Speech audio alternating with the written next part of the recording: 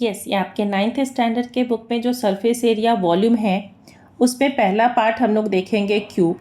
तो क्यूब में क्या होता है कि जो ऑल साइड होता है वो इक्वल होता है। जैसे मान लो कि आप इसको ए लेते हो, ठीक है, अगर ये साइड आपका ए है तो इसका L B and H all A हो जाएगा, ठीक है। तो अब जब यहाँ पर आप वॉल्यूम फाइंड आउट करोगे तो वॉल्यूम यहाँ पर क्या हो जाएगा, ए क्यूब, है ना। Total surface area, total surface क्या होता है कि इसमें कितना सरफेस है, टोटल 6 सरफेस है।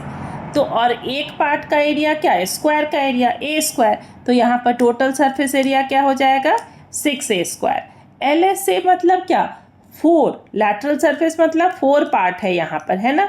तो इस जो 4 पार्ट का एरिया हो जाएगा वो क्या कहलाएगा, 4a स्क्वायर। तो बहुत ही आसान है कि आप इसको लर्न कर सकते हैं। अब आते हैं क्यूब पर, क्यूबॉइड पर।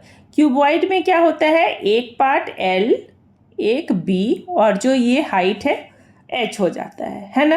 तो यहाँ तीनों अलग अलग है। तो अब जब रेक्टेंगल का आप एरिया पढ़ते थे तो आप क्या देखते थे कि area of rectangle L into B होता है, तो उसी से हम लोग इसको फाइंड आउट करते हैं। वॉल्यूम हमेशा याद रखते हैं कि area of cross section into height, जो बेस का एरिया है उसमें अगर आप एच मल्टीप्लाई करते हो तो वॉल्यूम मिलता है। तो यहाँ पर जो यहाँ हो जाएगा वो क्या हो जाएगा, L into B into H, ये आपका वॉल्यूम हो गया, ठीक है। टोटल सरफेस एरिया कितने पार्ट हैं इसमें, 6 पार्ट तो इसमें भी है। तो यहाँ होता है 2 into L B plus B H plus L H, है ना।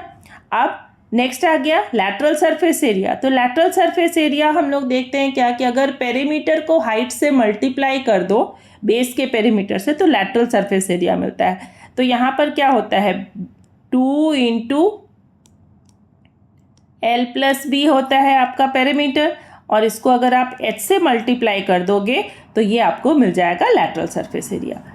अब आते हैं सिलेंडर के। सिलेंडर क्या होता है कि जब भी आप देखेंगे सिलेंडर, एक रेक्टेंगल को जब आप फोल्ड करते हो तो आपका सिलेंडर फॉर्मेशन होता है ना। तो अब सिलेंडर में एक रेडियस होगा, यहाँ रेडियस और ये एच। तो सिलेंडर का जब वॉल्यूम फाइंड आउट करते हैं तो यहाँ बेस का एरिया क्या, पाई आर स्क्वायर। तो यहाँ क्या लिख लेंगे हम लोग, पाई आर स्क्वायर, है ना, और उसको मल्टीप्लाई कर दो हाइट से तो वॉल्यूम मिल जाएगा पाई आर स्क्वायर एच। अब सिलेंडर के लिए टोटल सरफेस एरिया जब देखोगे तो एक तो ये लैटरल सरफेस एरिया और उसमें ऐड कर दोगे आप 2 सर्कल का एरिया। तो इसका जो लैटरल सरफेस एरिया होता है वो होता है 2 पाई आर एच।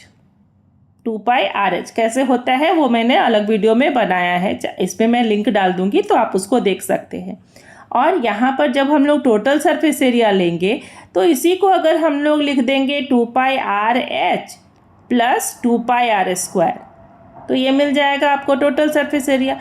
यहाँ से आप आसानी से 2 पाई आर को कॉमन ले सकते हो। क्या लिखोगे, 2 पाई आर कॉमन हो जाएगा, ये हो जाएगा हमारा एच प्लस आर लिखो या आर प्लस एच लिख लो, ठीक है। तो इस तरह से देखा कि वॉल्यूम एंड सरफेस एरिया में सिलेंडर का कैसे फाइंड आउट करेंगे और कहाँ से फॉर्मूला लेंगे। अब नेक्स्ट आते हैं कोन के ऊपर। कोन का जो वॉल्यूम होता है वो होता है हमारा 1/3 इंटू पाई आर क्यूब, है ना। और जो कोन के लिए हम लोग वॉल्यूम देखें तो वो क्या देखें कि 1/3 पाई आर क्यूब। और इसका जो सरफेस एरिया होता है, कोन में 2 तरह का सरफेस एरिया हुआ। पहला जो सरफेस एरिया हुआ यहाँ पे इसको बोलते हैं हम लोग स्लांट हाइट। ये अगर आर है ये होता है स्लांट हाइट एल और ये होता है एच। तो ये एल इज इक्वल टू जब भी हम लोग देखेंगे वो क्या हो जाएगा, √(h² plus r², Pythagoras theorem, है ना। अब कोन का हाइट मिल गया, वॉल्यूम मिल गया। कर्व सरफेस एरिया होता है पाई आर एल। यहाँ पर जो कर्व सरफेस एरिया होता है उसको हम लोग क्या LSA, है ना, ये हो गया पाई आर एल। और टोटल सरफेस एरिया क्या हो जाएगा यहाँ पर, कोन का सरफेस एरिया हो जाएगा पाई आर, क्योंकि उसी में एक पाई आर स्क्वायर को ऐड कर देंगे, है ना। तो यहाँ हो जाएगा pi R into R plus L. ये जो कर्व सरफेस एरिया होगा उसमें एक आप सर्कल का एरिया जो बेस है उसको ऐड कर दोगे तो ये क्या मिल जाएगा, टोटल सरफेस एरिया। वैसे ही हम लोग देखेंगे स्फीयर के लिए। अब जो स्फीयर होता है वो क्या होता है, एक सॉलिड सर्कल, तो सॉलिड सर्कल जो हो गया उसका जो वॉल्यूम होता है वो होता है 4/3 पाई आर क्यूब, है ना। अब इसका जो सरफेस एरिया होगा, इसमें लैटरल सरफेस नहीं होता है, इसमें ओनली टोटल सरफेस होता है। और टोटल सरफेस एरिया बहुत ही आसानी से आप इसको याद कैसे कर सकते हो, देखो टोटल सरफेस एरिया होगा 4 पाई आर स्क्वायर, है ना। हेमीस्फीयर का हो जाएगा 2 पाई आर स्क्वायर। हेमीस्फीयर में जो हो जाएगा ये क्या हो जाएगा, टोटल सरफेस एरिया, है ना। नहीं, हेमीस्फीयर में हो जाएगा हमारा लैटरल सरफेस एरिया हो जाएगा, यस। लैटरल सरफेस एरिया जो हो जाएगा वो हो जाएगा 2 pi R square, and total surface area में यहाँ पर 3 पाई आर स्क्वायर। क्यों? क्योंकि यहाँ पर हमारा एक और पार्ट या ऐड हो रहा है ना। तो अब इस तरह से आपने देखा क्या कि वॉल्यूम मिल गया। हेमीस्फीयर का वॉल्यूम क्या होगा, इसको हाफ कर लेते हैं हम लोग, तो ये हो जाएगा 2/3 पाई आर क्यूब, है ना। तो इस तरह से आपने देखा कि सारे फॉर्मूले तो मिल गए आपको। अब हम लोग कुछ इम्पॉर्टेंट क्वेश्चन लेंगे। इम्पॉर्टेंट क्वेश्चन मतलब क्या, सिंपल क्वेश्चन नहीं सॉल्व करेंगे, मोस्ट इम्पॉर्टेंट जो क्वेश्चन आते हैं उसको सॉल्व करेंगे। सिंपल क्वेश्चन आप फॉर्मूला यूज करोगे तो खुद भी आप सॉल्व कर सकते हो। यहाँ जो फर्स्ट क्वेश्चन लिया है वो लिया है मैंने किससे, एग्जाम्पलर से। अब देखो यहाँ पर जस्टिफाई क्या करना है कि the volume of a sphere is equal to 2/3 of a volume of a cylinder. तो पहला काम क्या कर लेना है, एक स्फीयर लेंगे, ठीक है, और एक सिलेंडर लेंगे, ठीक है, एक सिलेंडर ले लिया। यहाँ क्या बोलता है कि वॉल्यूम ऑफ स्फीयर, पहले लिख लो वॉल्यूम ऑफ स्फीयर, अभी अभी फॉर्मूला बताया 4/3 पाई आर क्यूब, है ना, is equal to 2/3 of the volume, is equal to 2/3 of the volume of a cylinder, ठीक है, ऑफ अ सिलेंडर। तो सिलेंडर का वॉल्यूम क्या होता है, पाई आर। अब यहाँ पर अगर हमने R1 लिया है तो इसको R2 ले लेते हैं, है ना। R1 R2 मत लिखो, R स्क्वायर कैपिटल ले लो, एक ले लो स्मॉल r, यहाँ पर ले लो कैपिटल R, यहाँ ले लो स्मॉल r, ठीक है। तो वॉल्यूम ऑफ सिलेंडर क्या होता है, पाई आर स्क्वायर h, ठीक है, of a cylinder whose height and diameter are equal to the diameter of sphere. अब ये जो डायमीटर है स्फीयर का वो कितना हो जाएगा, 2r, और इसका क्या बोल रहा है कि height and diameter are equal, है ना। तो यहाँ जो h हो जाएगा हमारा क्या, 2r, और इसका जो डायमीटर हो जाएगा ये हो जाएगा, मतलब क्या कि 2r is equal to 2r, right. तो 2 कैंसिल, तो r दोनों में इक्वल। अब हम लोग को करना क्या है कि यहाँ 2r लिखना है h के प्लेस पर, है ना। अब चलो अब इसको सॉल्व कर लेते हैं। क्या करेंगे हम लोग, 4/3 यहाँ भी है, मल्टीप्लाइड पाई करो एंड मल्टीप्लाइड r क्यूब करो, इज इक्वल टू क्या हो जाएगा, 2/3, है ना, इंटू पाई।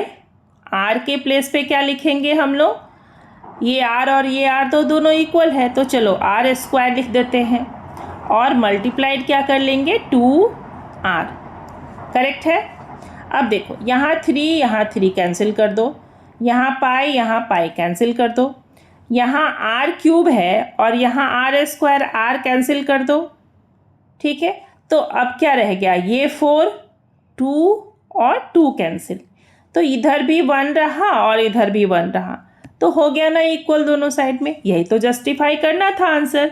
तो इस तरह से क्या देखे हम लोग कि अगर मान लो जो तुम्हारा स्फीयर है उसका रेडियस और जो सिलेंडर है उसका रेडियस इक्वल होगा, और हाइट अगर डायमीटर के इक्वल होगा, तो जो ये क्या हो जाएगा, जो सिलेंडर है उसका वॉल्यूम 2/3 ऑफ स्फीयर के वॉल्यूम के बराबर होगा। आया समझ में?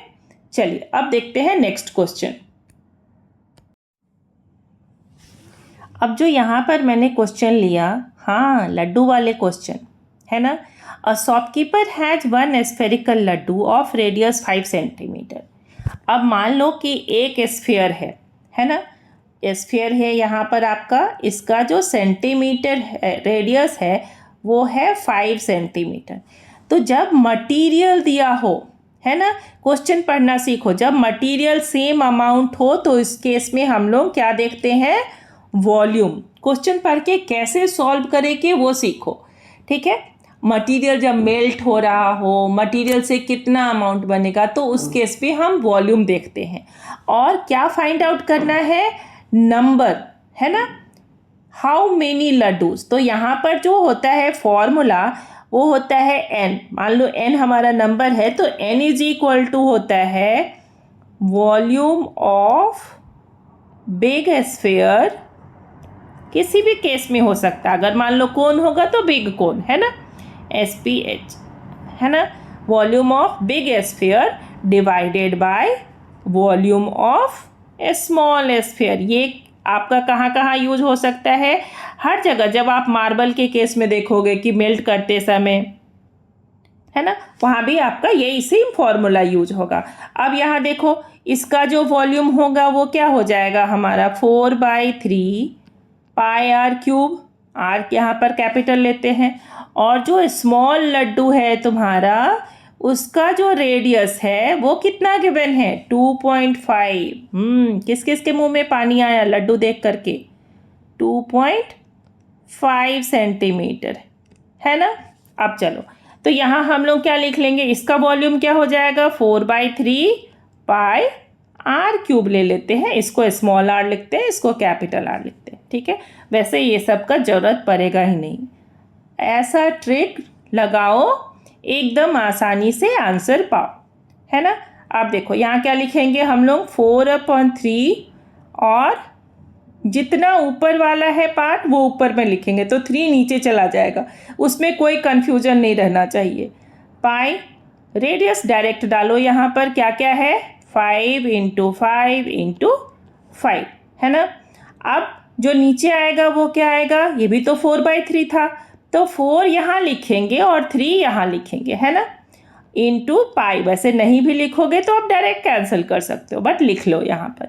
अब यहाँ क्या लिखेंगे, 2.5 × 2.5 और इंटू 2.5। समझ में आ रहा है, डेसिमल है वो, यस। अब देखो यहाँ से 3 को सबसे पहले कैंसिल कर लो, 4 को कैंसिल कर लो, पाई कैंसिल हो गया, 2.5 2 ज़ा हो गया, 2.5 2 ज़ा 5, 2.5 2 ज़ा 5। मिल गए ना नंबर ऑफ लड्डू, कितने लड्डू मिले, 8, ठीक है। तो आंसर क्या आ गया हमारा, 8। समझ में आ गया। तो कितने आसानी से आप ऐसे क्वेश्चन बना सकते हो, जितना भी मार्बल मेल्ट वाला क्वेश्चन होगा वो भी इसी मेथड से बनेगा आपका, ठीक है। Thank you for watching. Next video में बहुत सारे ऐसे ही क्वेश्चन लेकर के मैं आपके लिए आ रही हूँ, तो प्लीज़ अपने दोस्तों के भी साथ शेयर करें इसे, और लाइक करें, सब्सक्राइब करें।